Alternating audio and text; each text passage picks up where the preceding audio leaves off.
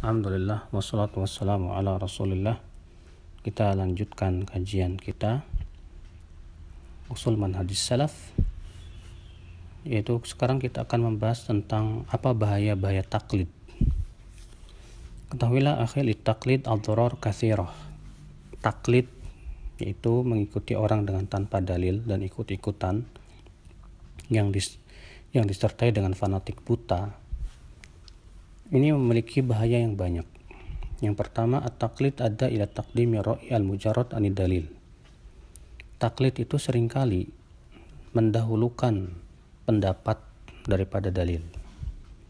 Al-hukmil mustanad ila dalil, ya, di atas hukum yang betul-betul bersandar kepada dalil. Ya, akibatnya ya dalil ditinggalkan, lebih mengikuti atau taklid kepada ulama madhabnya, walaupun mungkin ulama madhabnya tidak sesuai dengan dalil. Yang kedua, at-taqlid yuaddi ila ta'assub al-madhabi.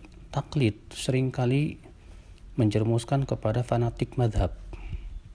Wa min thamma al-ikhtilaf fil aqaid wal ahkam, dan sering juga menjerumuskan kepada perselisihan dalam akidah dan hukum.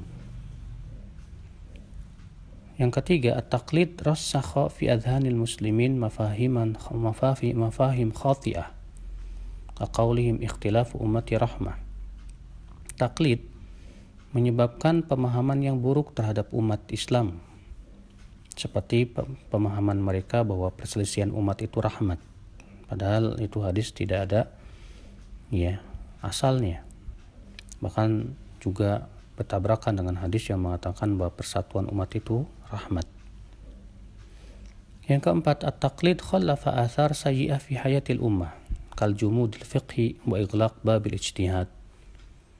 Taklid itu meninggalkan pengaruh-pengaruh yang buruk dalam kehidupan umat ini, seperti jumud dalam fikih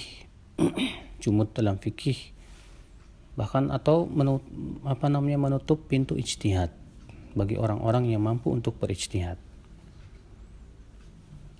Yang kelima, fit taqlid ibtalu manfaatil aql li'annahu innama khuliqa lit-ta'ammul. Taklid itu membatalkan manfaat akal, karena akal itu bermanfaat untuk memahami dalil. Allah menurunkan Al-Quran dan hadis agar kita pelajari.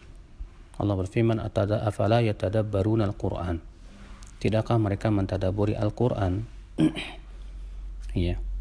Tadabbur dengan akal pikiran kita, bukan berarti artinya Al-Quran dipahami sendiri dengan akal kita, tidak. Namun Al-Quran dan hadis kita jadikan sandaran yang paling utama. Adapun pendapat ulama wasilah untuk memahaminya.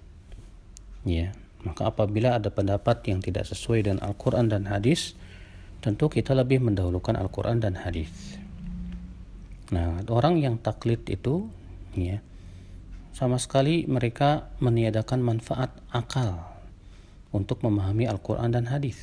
Kenapa? Karena mereka menganggap bahwa pendapat gurunya, syekhnya itu yang harus diikuti. Na'udzubillah. Lalu apa hukum taklid? At-taklid jaizun fil jumlah lil 'amah. Untuk orang awam, taklid itu boleh. Alladzina la qudrata lahum 'ala an-nazar fil adillah wa istinbatil ahkam. Yaitu orang-orang yang tidak punya kemampuan untuk melihat kepada dalil dan beristimbat. Ibn Abdul Bar mengatakan para ulama tidak berselisih bahwa orang-orang awam yang tidak faham, hendaknya mereka taklid kepada ulama mereka. Itu yang dimaksud oleh firman Allah dalam surat An-Nahl, fas'alu ahla dzikri in kuntum la ta'lamun. Tanyalah ahli zikr jika kamu tidak tahu. Ibn Taimiyah rahimahullah dalam Majmu' Fatawa di jilid 20 halaman 203 sampai 204 berkata, walladzi alaihi jamaahirul ummah, yang dipegang oleh mayoritas umat, bahwa ijtihad itu boleh secara global, taklid juga boleh secara global. Mereka tidak mewajibkan ijtihad kepada setiap orang, tapi juga tidak mengharamkan taklid kepada setiap orang. Dan mereka tidak mewajibkan taklid kepada setiap orang, demikian pula tidak mengharamkan ijtihad. Ya, artinya taklid boleh buat siapa? Orang-orang yang tidak punya kemampuan. Ijtihad boleh dan harus dilakukan bagi siapa? Bagi orang-orang yang diberikan oleh Allah kemampuan untuk menguasai alat-alat ijtihad.